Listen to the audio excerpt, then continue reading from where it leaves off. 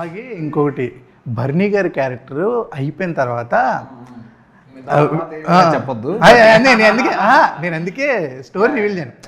వెళ్ళి చూసిన తర్వాత ఆ రియాక్షన్ మాకు అబ్బా భలే అనిపించింది. మీకు అనిపించిన వావ్ మూమెంట్ ఏంటండి ఈ మూవీలో? సినిమా చూసినప్పుడు వావ్ అనిపించింది నాకు. సినిమా చూస్తా నేను ఇంకా వెయిట్ చేస్తున్నా.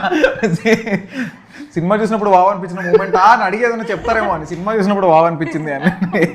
వావ్ నాకు చెప్పిందంతా కరెక్ట్ గానే తీసారు అన్న వావ్ ఫీలింగ్ వచ్చింది నాకు. అది సినిమాలో మేము షూట్ చేస్తున్నాము, మీరు అందరికీ ఒక ఎక్స్పీరియన్స్ ఇవ్వడానికి మేము అక్కడ షూట్ చేస్తున్నాం, మాకెందుకు వావ్ అనిపిస్తుంది.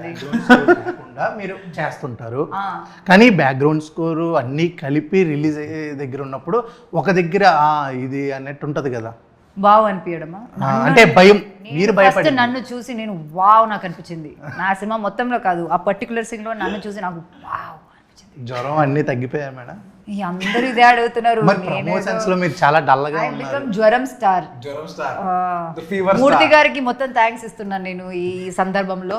జ్వరం స్టార్ చేశారు నన్ను. లేదు మేము అనుకున్నాం మేడం మీరు పైన స్టేజ్ మీద కొంచెం డల్గా 2 weeks అవుతుంది అనుకున్నా కదా నేను. ఇంకా ఎవరు అదే అంటే ఈ మధ్యన మళ్ళీ మేడం ఏం కనిపించలేదు కదా, అందుకే కనిపించలేదా అంటే లైవ్ గా మీరు లాస్ట్ 2 months నుంచి నేను ఫుల్ మీడియా మీ అందరితో నీ కెమెరా క్రూతో అందరితో నేను వెళ్తూనే ఉన్నాను. నేను అందరి ఫేసెస్ రికగ్నైజ్ ఉంటది కదా.